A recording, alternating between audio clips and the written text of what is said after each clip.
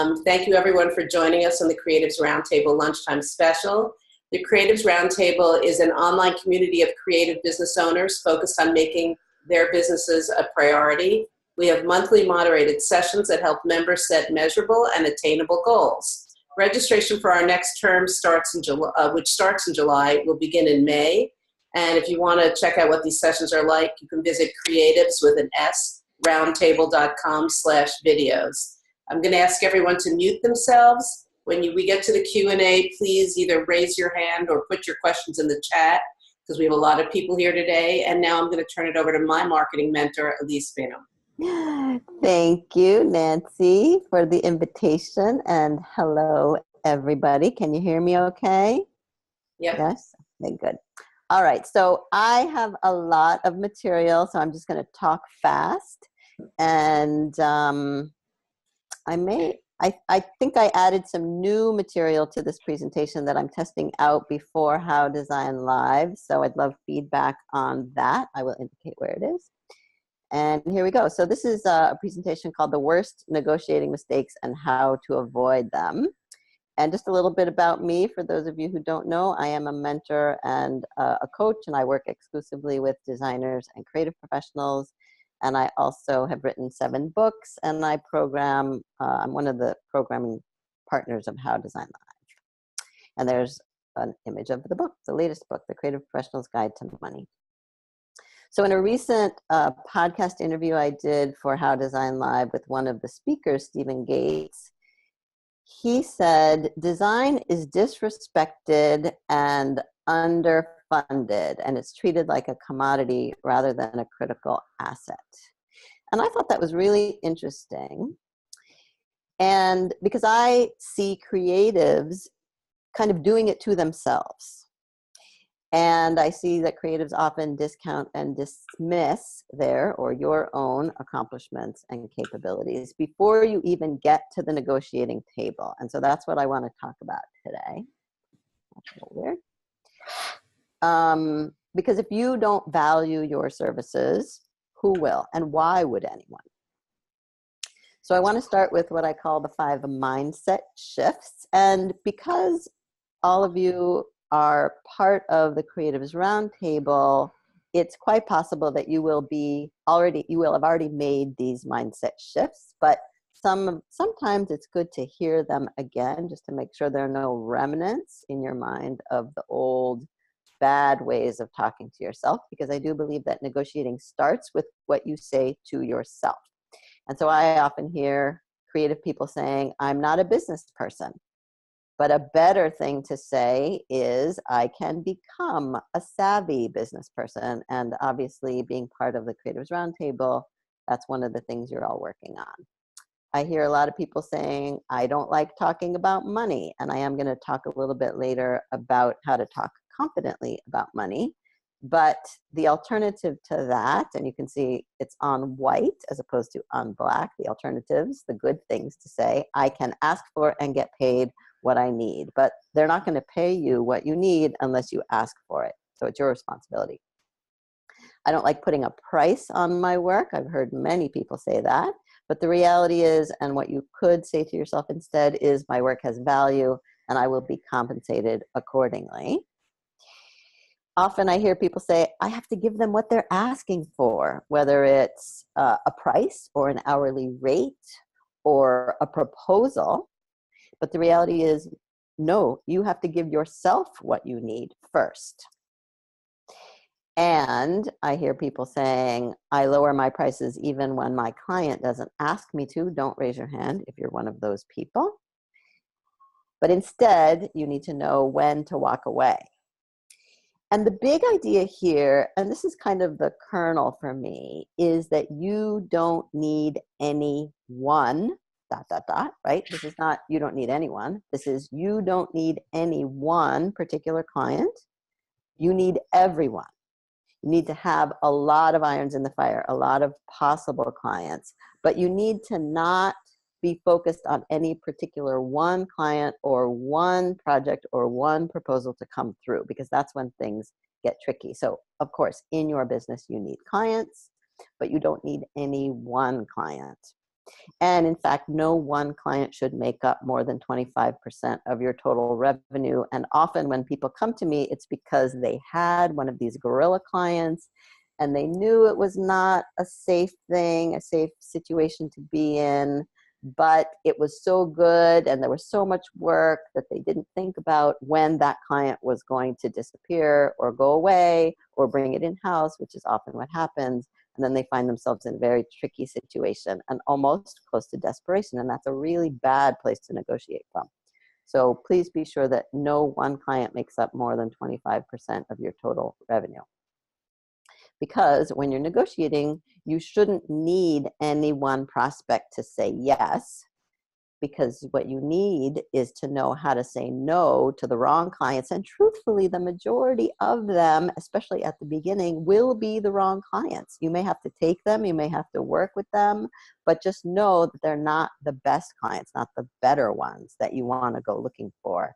And to say no, I can't tell you how many people have trouble saying no to the wrong clients, but to do so, you need a backbone, which is otherwise known as self-respect. And this is part of how we talk to ourselves. And you need to have the willingness and the resources to go find the good clients. And I will define the good clients for you. But basically what I'm talking about there is marketing, which is a whole other topic. And that's what I help people with. But good clients want the best value, not the best deal. They think in terms of value, not in terms of money per se. And negotiation is a conversation between two parties, ideally two equal parties, not a confrontation. So there's nothing to be afraid of. There's nothing to resist, because you can change the way you think about negotiation. I see it as problem solving. There's a problem that needs to be solved. We're going to negotiate a way together to solve that problem, two equal parties. So those are the 5 mindset shifts and some ideas about negotiating. I want to just make sure that we're all clear also on the basics of pricing, because a lot of people still, after many years even, struggle with pricing, which makes sense to me because you have to be constantly changing and evolving how you price and what you're charging for. So the way I think about pricing is actually very simple. I think a lot of people complicate it. But the first step in that process is to figure out what you need and be realistic. The second step is to find out what they can pay, and that is the conversation. That's where you're throwing numbers out.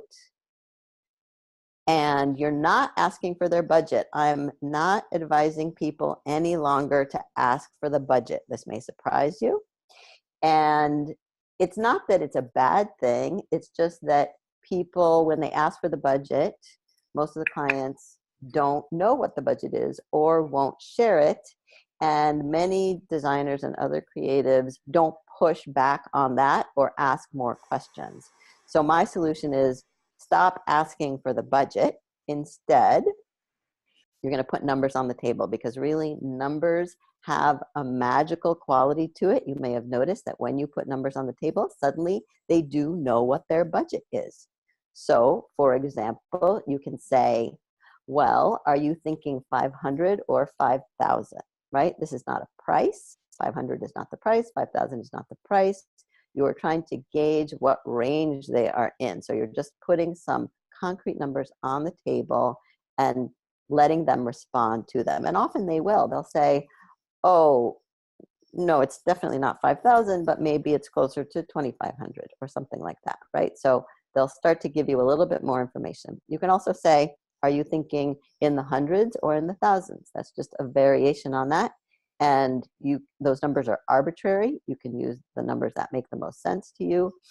This technique I've been advising people lately, and it seems to be working. It's kind of a hypothetical situation.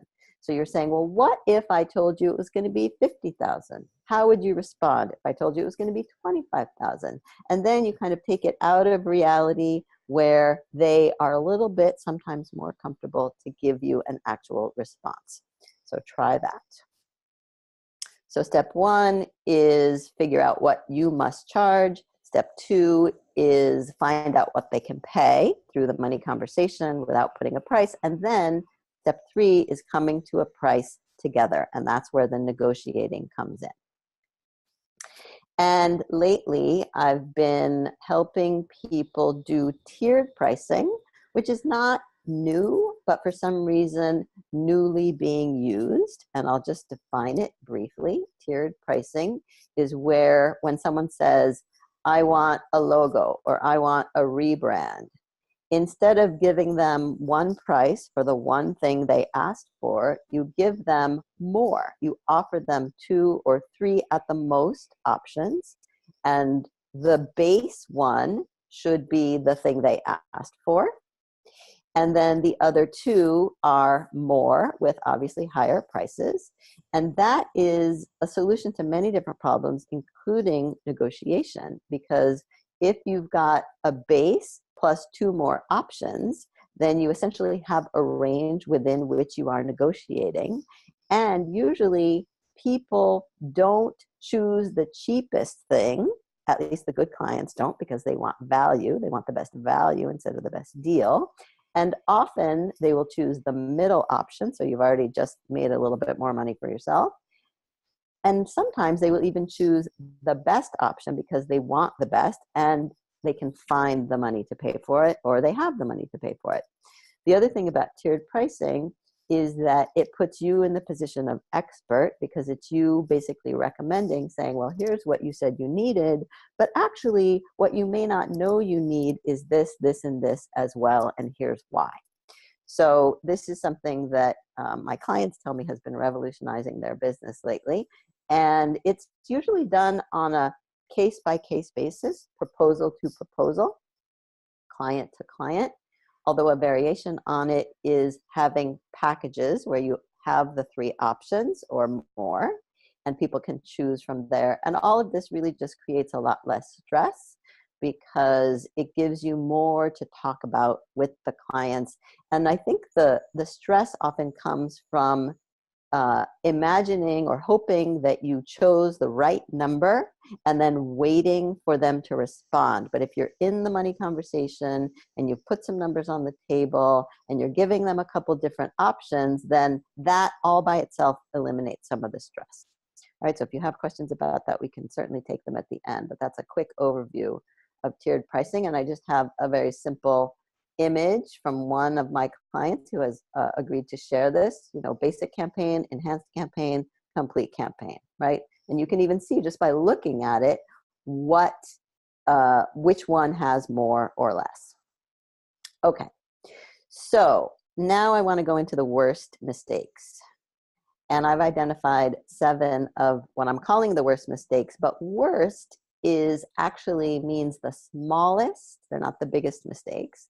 They're the most imperceptible and therefore the easiest to ignore and therefore the most lethal to you. Those are the worst mistakes. So mistake number 1 is when the client puts a number on the table, you just take it. That's their floor. That's the bottom of what they can pay. That's what they will offer. And if you take it, then you're leaving money on the table. And so I always advise people, no matter what number is offered, ask for more. You can double it, although depending on what the number is, that might be too much or outrageous or presumptuous, but always ask for more because you can be sure that usually there's some wiggle room in there and they can actually pay more, but not unless you ask for it. Mistake number 2 is the opposite. When you make the first offer, you don't start high enough. You don't start with your ceiling because if you start, you can't go higher. So you have to start with your ceiling so that you can come down and compromise. Again, that's negotiation from their floor and find a price in the middle. So you want to give yourself room to negotiate by starting high. And this requires not being afraid to put a high number out there. A lot of people are afraid that will scare the client away, but if you're in a conversation with them, then they're not going to just disappear because you put a high number. Mistake number 3 is making assumptions about what they can and can't afford as if they are you. I like to think of it this way. as if you can only pay X, so you can't imagine why someone else would pay more. But the solution to this is very simple, and it is essentially to ask questions and to be, again, in the conversation where you can get your questions answered. That way you won't make assumptions about what they can and cannot afford. Mistake number 4 is being impulsive and blurting prices out. I think we've all been in this situation, and this is what I meant earlier also when I said that you need to make time and ask for what you need. Sometimes what you need is time to think about something, to do some research, and to get back to them. And truthfully, any client that's going to put pressure on you for a price is not going to be a good client in the first place. So that, to me, is a red flag. So don't give in to the impulse and don't give in to the pressure. Always take time. I know that Nancy has told me that she always, no matter what, asks for time, sleep on it, come back to them. It's a very professional way to handle pricing. And if you don't do it that way, it also can imply desperation. And that is mistake number 5, is being desperate and not having a backup plan. And a backup plan in this kind of situation is what you're going to do if you don't get this project, what you're going to do if you don't get that client. So you have to have alternatives. This, again, is what marketing is all about, making sure you have plenty of irons in the fire, plenty of prospects in your pipeline so that you don't need any one client. Mistake number 6 is betraying your nervousness by talking too much. This is kind of the other side of blurting prices out also, just by blah, blah, blah, blah, blah. Because when you say what your price is, again, especially in an actual conversation, then you have to stop talking. And there may be an awkward silence there while they fall off their chair or gasp because your price is too high, but that's okay because you can keep in the conversation and find out, all right, well, if that was too much, tell me what you were thinking. And then, of course, they will tell you a little bit more about their budget. But you really have to be able to tolerate that silence. And mistake number 7 is devaluing your services by cutting your prices. So that's when someone says, your price is too high, can you do any better?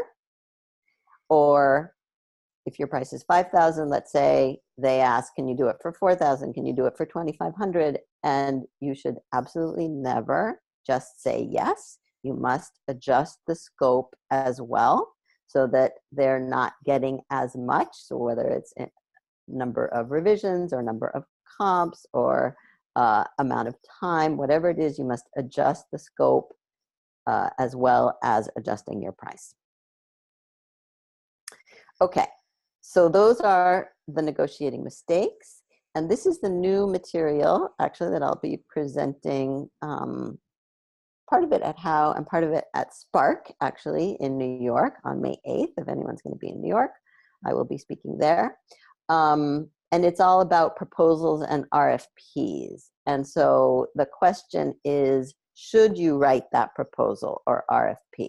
Because I find that often people automatically assume that if someone asks you to write a proposal, the answer is, of course, yes. Why wouldn't you?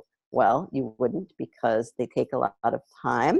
And to do it right, you have to put in a lot of effort and have a lot of conversations. And many times you may not get it. So is it worth your time, especially when it comes to RFPs? And I come across a lot of people who have had really bad experiences and been burned, and they say, we never do RFPs. Can we do a poll here, Nancy? Can people raise their hand if they say or have said, we never do RFPs?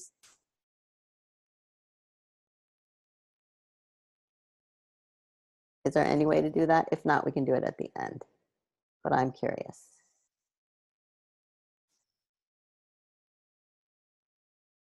I can't hear you.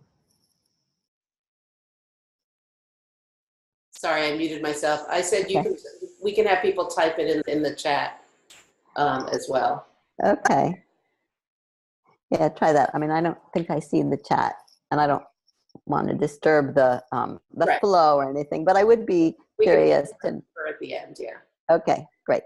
So if you're adamant and absolute about this, I would like to know. All right, so thank you. So let's keep going.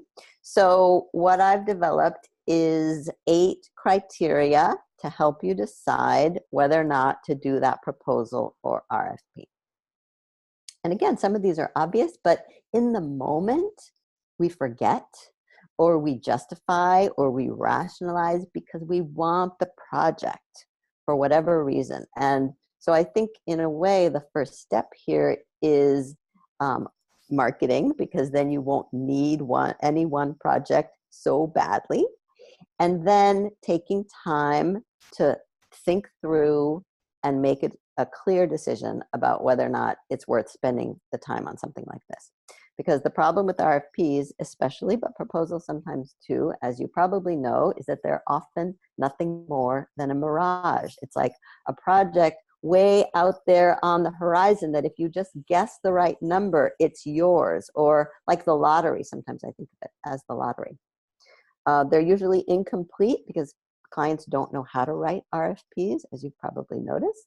They leave out essential information that you need to do a good job on it and price it properly. They require a tremendous amount of work, and they're really not worth doing if you can't do it right. Plus, especially again with RFPs, decisions are made by committee, and committees tend not to be all that rational.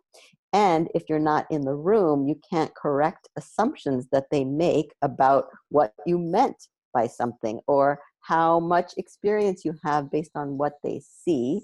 And you won't win most of them. So there has to be some other value to doing it. All right. So criteria number 1. And 1 and 2, I am thinking about as the most important in this order. Are they a good fit for you? As opposed to number 2, which is, are you a good fit for them? Right? So the first thing, the most important thing is, are they a good fit for you? And another way to think about that, and another question to be asking yourself is, will this proposal or project get you closer to your goals? Do you know what your business goals are? Are they focused on a particular industry or a couple of industries or types of work, things you want in your portfolio? Is this a good fit for you? That to me is the most important criteria. Most people think, are you a good fit for them is the most important criteria. But again, I'm positioning it as number 2. And it is important once you've decided, yes, it's a good fit for you. But the challenge here is, can you make the strong argument that you are a good fit for them? Do you have the experience to prove it? Do you have the language to prove it? Do you have the samples? Do you have the case studies? So that they and their committee can see that you are what I sometimes like to think of as a perfect fit for them. Because unless you are, it may not be worth your time. Criteria number 3 is the project a serious one? And that may be a weird question, but truthfully, a lot of projects are not actually serious, especially ones where people are very excited. So I see a lot of creatives confusing excitement with seriousness, but a lot of times, there's no budget allocated. That means it's not serious, or the time frame is totally unrealistic. That means it's not serious, or it's the result of what Stephen Gates, actually in my podcast interview with him, called executive hysteria, right? Have you ever experienced executive or been the subject of executive hysteria, where an executive just gets it in their head that they're going to do this thing, and now there's a proposal, but it's never going to be done? So the question to ask yourself is this a project a serious one? And what questions can you ask the client to determine how serious it is? Criteria number 4, will they meet with you? Now, I think of this 2 ways, actually. Will they meet with you in real time, whether in person or virtually, so you can have a one-on-one conversation, which is the beginning of a relationship. And a relationship is essential if you are going to differentiate yourself from the other people who are also submitting proposals, whether, again, it's for an RFP process or not. Because if you can't have a relationship, then it's very difficult to differentiate yourself on paper. So that's one aspect of it. And then the other is, can you get your questions answered? Because often, as you probably know, there is a process through which people can ask questions and get their questions answered. And that's good, but it's probably not good enough for you to develop a relationship. But if that's all they have, then it's better than nothing, especially if you can ask questions that demonstrate how well you understand the needs of the client and the project. So asking good questions that will help set you apart. Criteria number 5, do you have a connection? This is really important, actually, especially when there's a committee involved. Is there someone on the inside who will go to bat for you, who will give you the lowdown on what's actually happening, on what they're going to be basing their decision on? Because sometimes it's price, but not usually. Sometimes it's something else entirely. So you need to know what that is, and it helps to have someone inside who can tell you. Criteria number 6 is, do you know the budget range? So this is similar to the question about asking for budget. Many RFPs, briefs don't budget at all, and they just expect you to come up with some numbers without context. I personally think this is rude, actually, and that you must not do a proposal unless you can be sure that your numbers are at least within a range that is affordable to them. So you can do variations on some of the questions, but is it 500 or 5,000? Is it 500 or 50,000? Use ridiculous numbers just to get them to answer and to get into that conversation with you. Because if you don't know the budget range, it may not be worth your time. Criteria number 7, are you one of a few? So if they're talking to 20 different firms or 20 different designers, that's a 5% chance of winning, depending on some of the other criteria. But if you are one of 3 or 4, obviously that's a very short list, and you have a much better chance. So find out how many people, how many firms are bidding, and if possible, it doesn't hurt to ask, who else are they talking to? They may not tell you, but you should definitely ask. And finally, criteria number 8 is, are they local to you? And I know that anyone can work anywhere these days, but I do find that committees, especially groupthink, one of the results of groupthink is that they imagine that they need to work with someone nearby. So that may be important to them, and that's something an inside person may be able to tell you, if so, because I do think it can matter that you're local, even if you never meet with them. Just the psychological aspect of knowing that you're nearby can be important. So just to wrap up, the most important point here is to remember that you do not need any one particular client or project or proposal. You need everyone, and you have to do marketing to get there. And I will take questions, but I also uploaded my PowerPoint here. So you can download it anytime at gettalk.at/CR. Ilise, it's Nancy. I wanted to add one thing for this new part of your presentation, which is something that Sarah mentioned on the chat, and I recently had it asked of me as well, which is when you are asked to do a proposal as a designer, sometimes they ask you for spec work. And I recently had that happen, and I actually turned it down because of the spec work. And they came back to me and said, no, we really like your work. We'd really like you to give us the price. Mm-hmm. Anyway, we don't need to see the designs. But it doesn't always happen that way. I know Sarah said that she turned down something that there were only 3 firms, but it wasn't the right, she didn't necessarily have the right, wasn't the right audience. But I think adding that to your... Thank you. Yeah. Yeah, it's funny. I didn't even think to include it because it's so not something you should do, but I will include it because I I'm surprised that people are still asking for that, but yes, I will definitely. Thank you. I mean, it's definitely still being done. Okay. But we did have a bunch of people that did answer in the chat that rarely do them, don't do them. I mean, I put in that I did 3 last year and I got 2 of them, but I chose them very carefully. Actually, you helped me with one of them. So that's just my take on it. Does anyone else want to say anything about that? You know what, Ilise, let's stop sharing your screen and then see everybody again. Good. Yeah, there we go. Okay. So does anyone else have anything to share about that? Okay, Christine. Hi, Christine. Oh, no, you're just waving hello? Oh, I will. Okay, good, Lydia. Hello. Hi, Lydia. Hi, Lydia. Good to see you.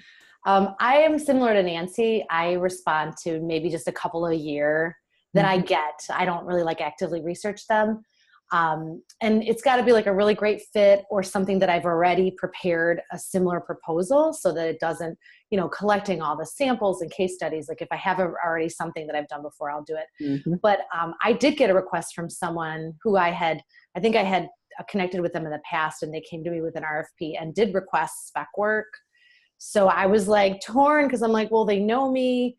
I'm not going to do this. How can I approach this? So I think in the end, I was just honest and said, you know, I don't do that as part of my proposal, but thank you. And, you know, nothing came out of it. But I was curious to know, like, if other people had responded and supplied spec work or not. I mean, it was just such a weird thing. And it only happened maybe like 2 years ago. So I actually use the words, I don't work for free. That's good. I was not as blunt. I should have been. Well, and the point I would make is that, you know, it is the responsibility of designers and the industry to educate the clients about how unethical it is to ask people to work for free, basically. And there will be people who will do it. There's no question. People who want the work will do what it takes to get it. But again, I emphasize how doing your own marketing can not put you in a position to need to do that. So, and I think the educational, and, you know, even using it in your content marketing, helping people understand through your content marketing why that is not the right thing to do. And Ilise, Lloyd, who's on here and not showing his video, and I were talking about, we've been working on doing one for the city of New York, and they asked for financials as well. Which is another, you know, stumbling block, I think. Yeah, but I know that government agencies do ask for that. I don't know if they require it. Like, could you say in the same situation, I'm sorry, we don't provide that? And would they still consider you? That I don't know. I have no idea. Actually, this is Lloyd. Sorry, I've got a few people coming in and out of here, so no problem. I don't know if it's a big deal if I don't put the video on. It's not. I'm making fun of you.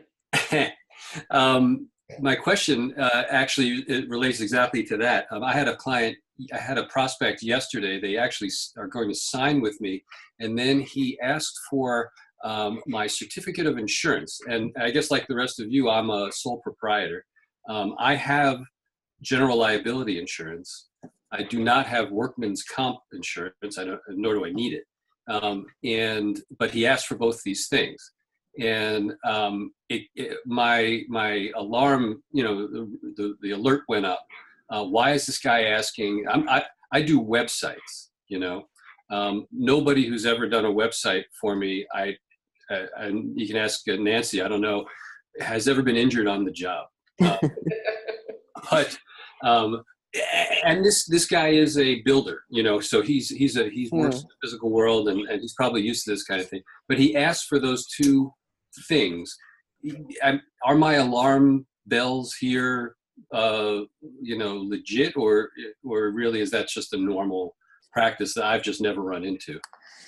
I do a lot of public agency work, and they always ask for that. I have a lot of contracts with the city of Portland and state of Oregon.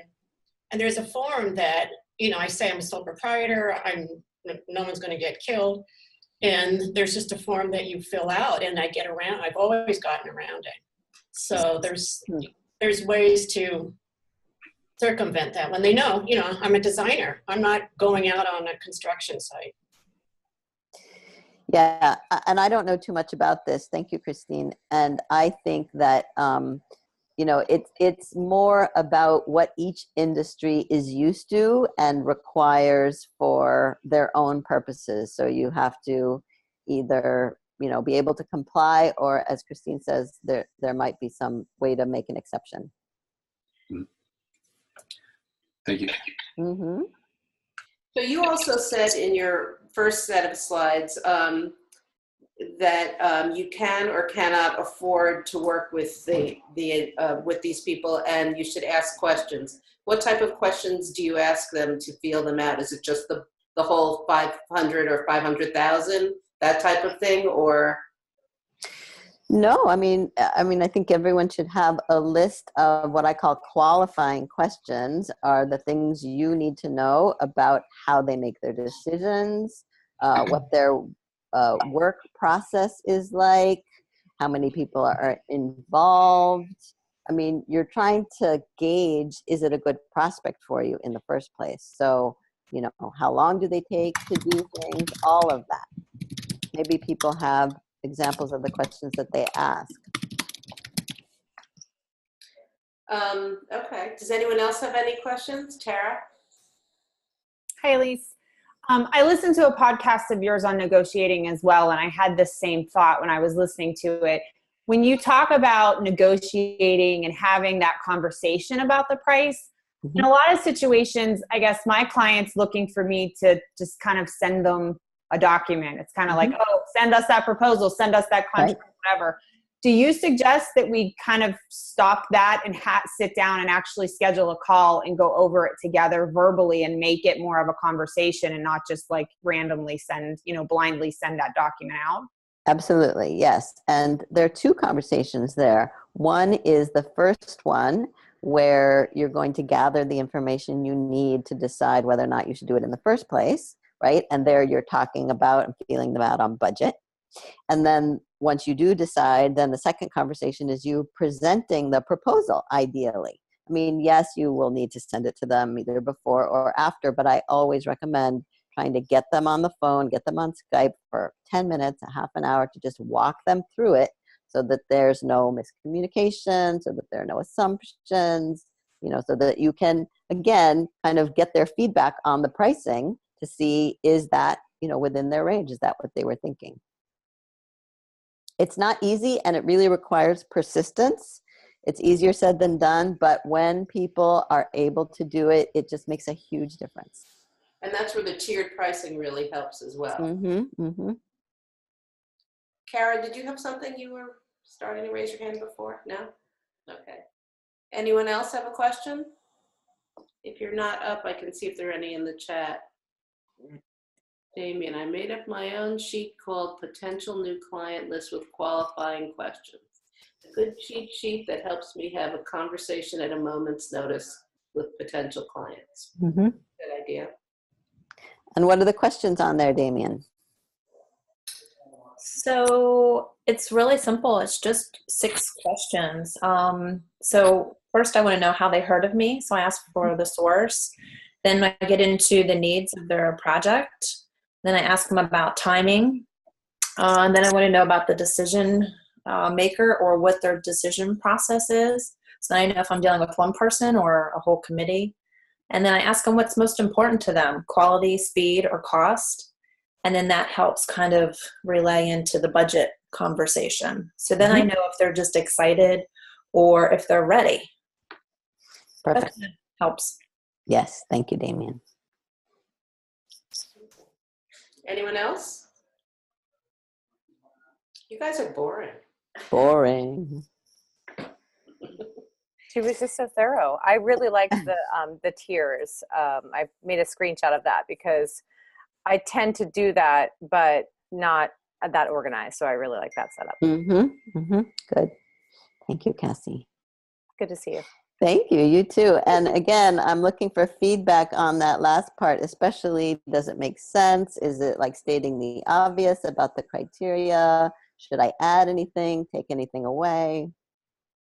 I think that there are just different levels of them. I mean, there are certainly local clients you can go after, you can look for them. And you're also, I think, where to find them, where to find the right RFPs.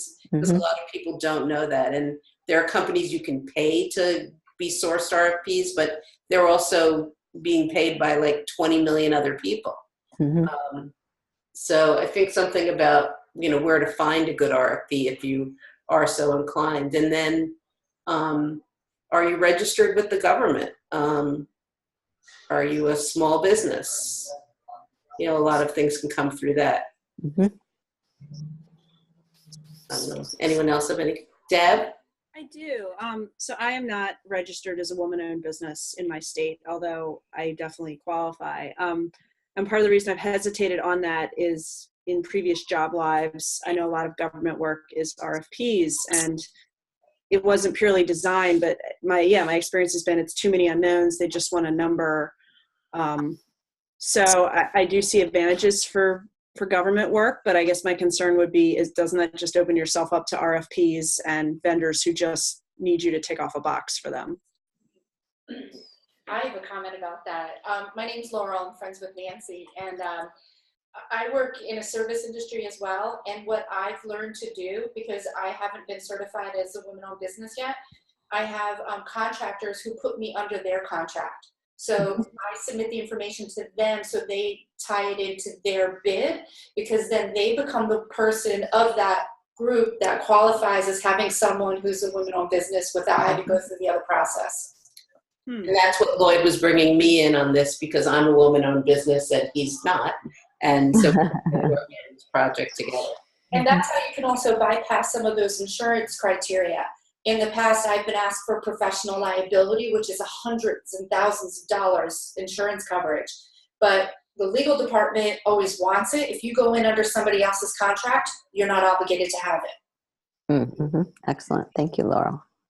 And with these women-owned business things, what's nice is you go to these smaller meetings and you meet people that then can be people you directly reach out to, and they are usually businesses, not governments, that use the women-owned certification businesses.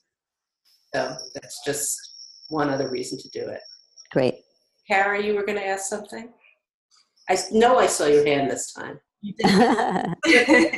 I thought it was very helpful. I live in the land of RFPs down here in DC. I don't put a lot in just because of the client mix that I have right now, but it is something that I kind of dread doing because I've not been successful in it. So I did find it helpful. One question I do have following up, looking back at the notes I took, was to find out if a project is serious. I mean, do you just flat out ask them that, or what are the types of questions you can ask to see how serious of a project it actually is?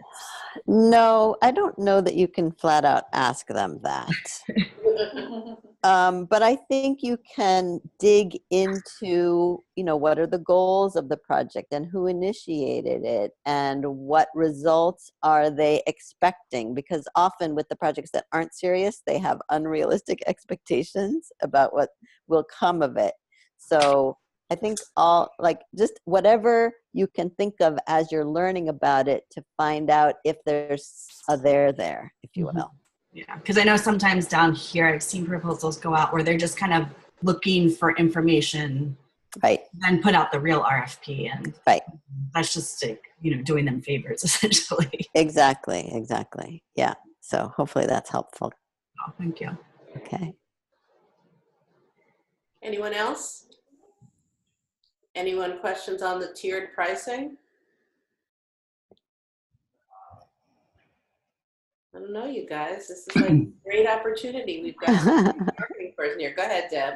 I just wanted to thank Ilise for providing all the information she has provided on tiered pricing. I've definitely heard her talks and podcasts in the past. I believe I purchased her kit on that. And there are definitely, especially in rebrands, I applied tiered pricing to it. And I usually get the middle. Occasionally I've got the top one. Occasionally I get the bottom one. So it's been a good mix to see. I think it really opens the discussion with customers about what the possibilities are and what the value is on different pieces of that tiering. Excellent. Thank you, Deb. And I'm glad to hear that the tiered pricing is working. I mean, I do keep hearing that from people.